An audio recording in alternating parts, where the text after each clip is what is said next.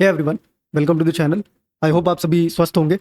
तो इस वीडियो में हम दो टॉपर्स की कॉपीज देखने वाले हैं और साइड बाय साइड इनको एनालाइज करेंगे, साइड बाय साइड इनको कंपेयर भी करेंगे, किसमें क्या कमी है, किसमें क्या पॉजिटिव्स हैं, वो सारी चीज़ें हम कवर करेंगे। और ये जो कंपैरिजन है ना, वो बहुत इंटरेस्टिंग होने वाला है। आज हम GS4 के लिए कंपेयर करने वाले हैं। और पहला डिफरेंस ये है कि दोनों की लैंग्वेज अलग है। एक जो इंग्लिश मीडियम के दिख रहे हैं, दूसरी तरफ हिंदी मीडियम के दिख रहे हैं। तो हिंदी मीडियम की बहुत सारी रिक्वेस्ट आ रही थी, तो हमने हिंदी मीडियम की कॉपी को इसमें जो है इंक्लूड किया। अब टॉपिक GS4 का होने वाला है, तो समझने में दिक्कत नहीं होगी। दूसरी जो इंटरेस्टिंग चीज़ है वो ये है कि आप लोग हमेशा ये कहते हो ना कि सर स्टार्टिंग की जो रैंक्स हैं उसको लास्ट की रैंक से कंपेयर करिए, तो वो भी आपको इसमें देखने को मिलेगा। ये कुछ डिटेल है, ये डिटेल्स को देख लीजिए। AIR 41 सचिन गुट्टूर और AIR 651 अनुराग वटस, ये दो लोगों की कॉपी कंपेयर होने वाली है। डिफरेंस आप देख सकते हो, रैंक के अंदर बहुत ज़्यादा डिफरेंस है। तो आइए देखते हैं किस तरीके से इन्होंने आंसर किया। ये कुछ बेसिक डिटेल है, विजन IAS की वेबसाइट से डाउनलोड की गई है ये कॉपीज़, और सेम डे इन्होंने आंसर लिखा है। तो वो जो देख सकते हो आप, सेम क्वेश्चन होने वाले हैं। तो बेसिक डिटेल हमने ऑलरेडी बहुत बार कवर की है। क्वेश्चन देखोगे, क्वेश्चन है the end cannot justify the means for the simple and obvious reason that the means employed determine the nature of the ends produced. Discuss with suitable examples. समझाता हूँ मैं question, अभी हिंदी में भी देख लेते हैं। हिंदी में, साध्य साधनों को उचित नहीं ठहरा सकता है। इसका सरल और स्पष्ट कारण यह है कि प्रयुक्त साधन ही प्राप्त होने वाले साध्यों की प्रकृति निर्धारित करते हैं। उपयुक्त उदाहरणों के साथ विवेचना कीजिए। अब आपको दिख रहा है कि क्वेश्चन एंड्स और मीन्स के ऊपर डिस्कस कर रहा है। यानी कि जो आप एंड लेके आ रहे हो, जो रिजल्ट लेके आ रहे हो, वो रिजल्ट अचीव करने में आपने क्या चीज़ें की है, वो यहाँ पे एड्रेस हो रही है। उसको आपको थोड़ा जो है एथिकल टर्म में एनालाइज करना है। ठीक है, ये अभी तक का जो है इसका क्वेश्चन का डिमांड समझ में आ रहा है। और कुछ अगर डिटेल देखोगे तो यहाँ पे डिस्कस करने की बात कही जा रही है, यहाँ पे देखिए विवेचना करने की बात कही जा रही है। डिस्कस करने का मतलब है आपको एक बैलेंस्ड अप्रोच देनी है, एक बैलेंस्ड एक्सप्लेनेशन होना चाहिए, और उसके अंदर दोनों ही साइड आपके रिफ्लेक्ट हो। एक इस तरीके की अप्रोच आप फॉलो करोगे। की फ्रेज अगर इसमें आप फोकस करो तो इंग्लिश वाले पे चलते हैं थोड़ा। की फ्रेज देखो क्या है, the end cannot justify the means. ये की फ्रेज आपको दिख रहा है, और ये क्या कर रहा है, ये आपको दिख रहा है कि कॉन्सिक्वेंशलिज्म जो होता है, जो परिणामवाद होता है, यानी कि जो कॉन्सिक्वेंसेज आ चुके हैं उसको कंप्लीटली ये रिजेक्ट करता है। ये स्टेटमेंट या ये फ्रेज जो है, ये आपको दिख रहा है कि ये रिजेक्ट कर रहा है। दूसरा फ्रेज क्या है, दूसरा है means employed determine the nature of the ends produced. ये क्या दिखा रहा है, ये जो मीन है, यानी कि जो पाथ आप ले रहे हो, उसकी मॉरल क्वालिटी को दिखा रहा है कि उसकी क्वालिटी जो है वो अनएथिकल नहीं होनी चाहिए। यहाँ पे देखिए कुछ मेंशन है, unethical means corrupt even good ends. अच्छे एंड भी आ गए, अच्छा रिजल्ट भी आ गया, तो इसका ये मतलब नहीं कि आप कोई भी रास्ता अपना लो, वो एंड टू एंड अनएथिकल ही कहा जाएगा।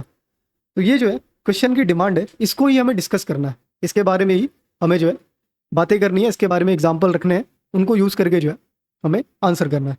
तो आइए देखते हैं कैसे आंसर किया दोनों ने, और क्या कमियां हैं, क्या दोनों में पॉजिटिव्स हैं, वो सारी चीज़ें हम इसमें कवर करते हैं। इस साइड आप देखोगे जो इनकी कॉपी है सचिन गुट्टूर की, इंट्रोड्यूस किया इन्होंने डोंटोलॉजी, टेलियोलॉजी, इन दोनों को इन्होंने यूज़ किया।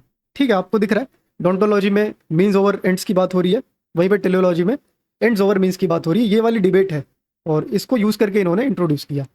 दूसरी साइड पे आप देखोगे, यहाँ पे इन्होंने गांधी जी का यूज़ किया।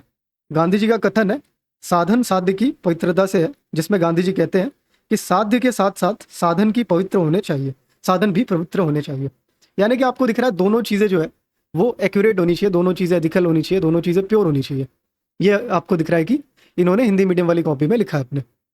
दोनों का इंट्रो ठीक है, ये गांधीयन फिलोसॉफी पे ज़्यादा फोकस कर रहे हैं, वहीं पे यहाँ देखोगे तो ये वेस्टर्न फिलोसॉफी पे ज़्यादा फोकस कर रहे हैं। इनकी बात करें, यहाँ पे आपको दिख रहा है कि एक एकेडमिक टोन दिख रही है आपको, जिस तरीके से इन्होंने अप्रोच किया है, एकेडमिक टोन है। इंट्रो के अंदर ही कुछ ऐसे कीवर्ड्स हैं जो इस टॉपिक के साथ अलाइन हो सकते थे, तो ये एक अच्छा तरीका है इंट्रोड्यूस करने का। और दूसरी तरफ जो हिंदी मीडियम का था वो भी ठीक है। इसके बाद पहली हेडिंग ये बनाते हैं ends can not justify means. अब यहाँ पे ये वही सारे पॉइंट्स रखेंगे कि एंड जो है वो मीन्स को जस्टिफाई नहीं कर सकता, अगर वो अनएथिकल है तो यानी कि पूरा एंड जो है वो भी अनएथिकल है, रिजल्ट भी अनएथिकल है। इसमें पॉइंट क्या है, कांत का रख रहे हैं ये, कैटेगोरिकल इंपेरेटिव की बात कर रहे हैं ये। अगेन आपको एक ऐसा कॉन्सेप्ट दिख रहा है कैटेगोरिकल इंपेरेटिव का, जो कि एंड और मीन्स की बात करता है। ठीक है, ये CI का जो कॉन्सेप्ट है वो आपको इस साइड देखने को नहीं मिलेगा, वो अभी हम देखेंगे। यहाँ पे आप देखोगे कैटेगोरिकल इंपेरेटिव की बात होगी। दूसरा क्या है, कांत की बात हो रही है, आइडिया ऑफ मॉरल लॉ की बात हो रही है। जिसमें बता रहे हैं कि ethical action can be done with vested interest, और उसको हम अनएथिकल कहेंगे, वो एथिकल नहीं रहेगा अगर आपका कोई इंटरेस्ट है उसमें। तो ये सारी चीज़ें ये इसमें कह रहे हैं। फिर इसके बाद महात्मा गांधी का भी इन्होंने मेंशन किया, और इनके भी जो थॉट है उसको भी इन्होंने दिखाने की कोशिश की है, जो कि हम डिटेल में देखेंगे। तो आपने देख लिया यहाँ पे वेस्टर्न फिलोसॉफी को भी दिखाया गया और इंडियन फिलोसॉफी को भी दिखाने की कोशिश की गई। इस साइड क्या किया इन्होंने, इंट्रोड्यूस किया, और उसी इंट्रोडक्शन को एक्सप्लेन करने के लिए एग्जाम्पल यूज़ कर लिया, और अहिंसा वाला कॉन्सेप्ट जो है उसको यहाँ पे इन्होंने बताया। बहुत ज़्यादा ज़रूरत थी नहीं इसकी, ठीक है, यहाँ पे इन्होंने एग्जाम्पल दिया, क्योंकि क्वेश्चन में सुटेबल एग्जाम्पल के साथ आपको डिस्कस करना था। यहाँ तक तो समझ में आता है, ठीक है, आपने इंट्रोड्यूस किया, एक एग्जाम्पल दे दिया। आपको हेडिंग बनानी चाहिए थी। हमने जितने भी आंसर देखे हैं, हमने ये देखा है कि टॉपर्स हेडिंग फ्रेम करते हैं और उनके अच्छे मार्क्स आते हैं। तो यहाँ से एक चीज़ तो कंफर्म होती है, हेडिंग्स पे आपको मार्क्स मिल रहे हैं। ये चीज़ तो यहाँ से कंफर्म हो रही है, क्योंकि यहाँ पे हेडिंग इन्होंने बनाई, कुछ पॉइंट्स इन्होंने रखे, यहाँ पे इन्होंने एक भी हेडिंग बनाई नहीं है ऐसी। आइए देखते हैं पॉइंट क्या है। अगेन फिर वो गांधी जी का ही मेंशन कर रहे हैं, और वेस्टर्न फिलोसॉफी को जो है वो टारगेट कर रहे हैं। मकियावेली का इन्होंने मेंशन किया। मकियावेली का क्या मेंशन किया इन्होंने, इनका कहना है कि वो कहता है अगर साध्य पवित्र है तो उसकी प्राप्ति हेतु कोई भी साधन अपनाया जा सकता है।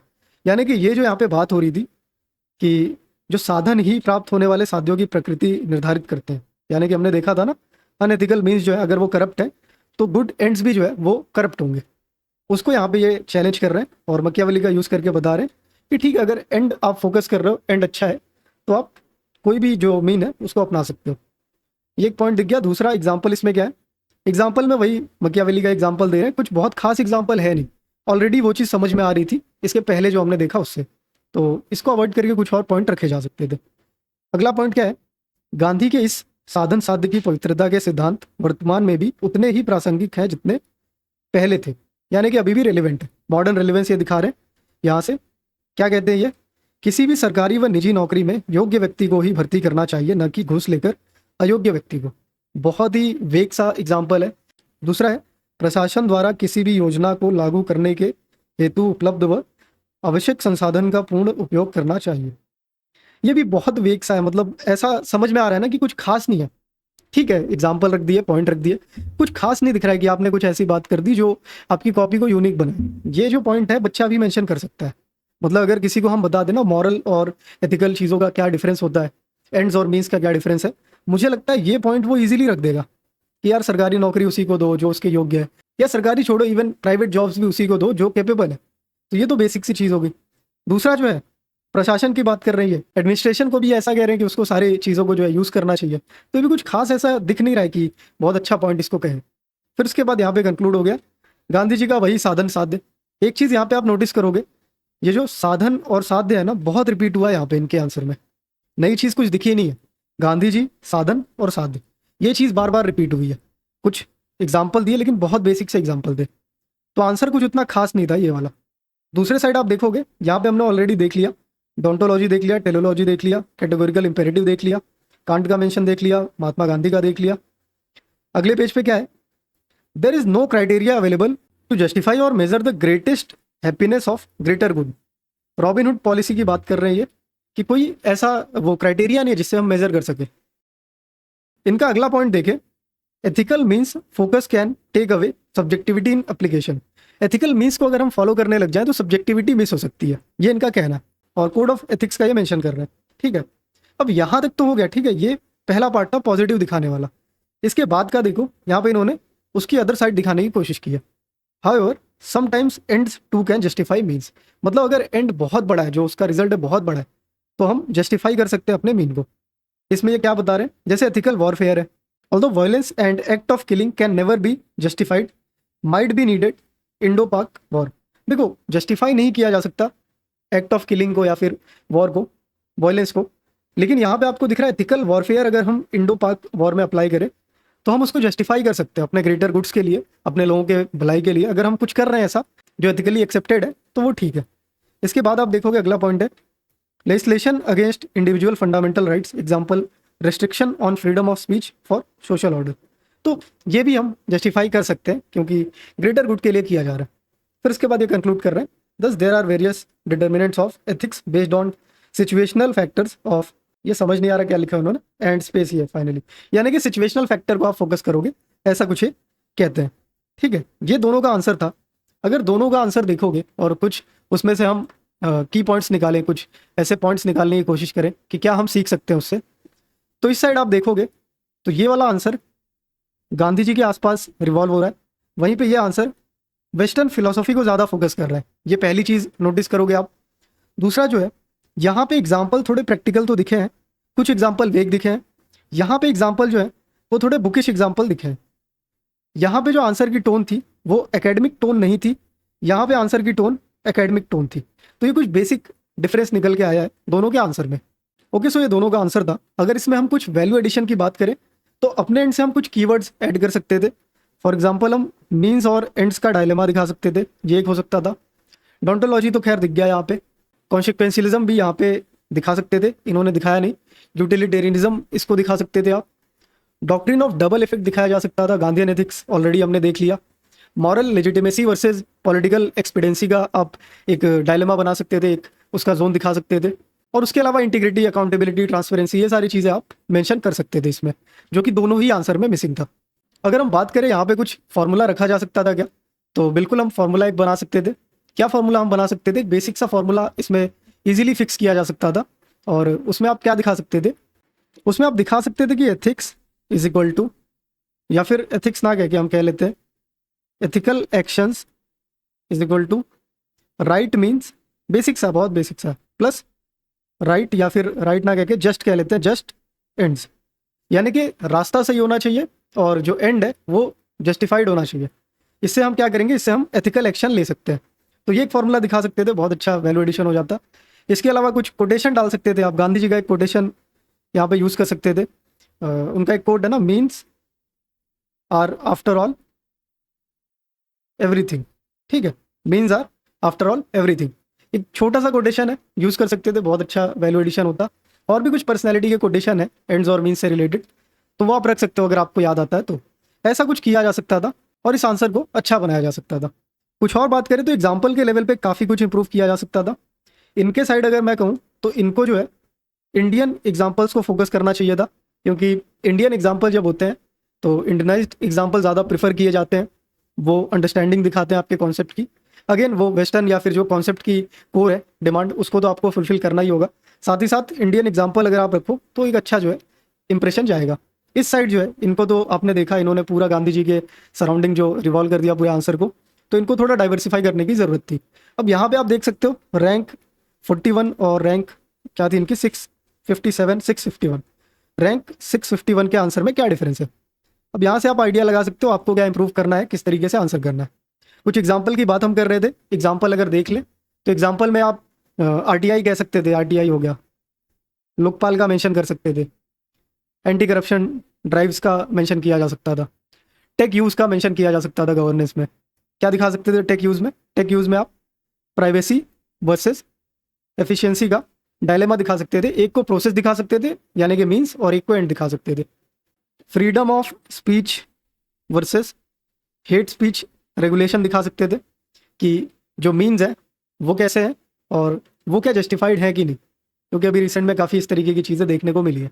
तो ये सारी कुछ चीज़ें ऐड करके आप बढ़िया अपने आंसर को कर सकते थे, अच्छा खासा एक आंसर लिख सकते थे।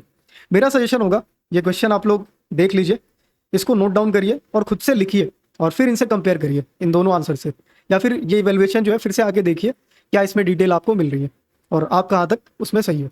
तो इतना इस वीडियो के लिए। मैं उम्मीद करता हूँ कि काफ़ी कुछ इससे सीखने को मिला होगा। ऐसे ही अगर आप आंसर राइटिंग इंप्रूव करना चाहते हो तो एक आंसर राइटिंग का बंडल है जिसमें बहुत सारी चीज़ें हमने कवर करके रखी है। अगर मैं यहाँ आपको दिखा सकूँ तो थोड़ा मुझे आप टाइम दीजिए।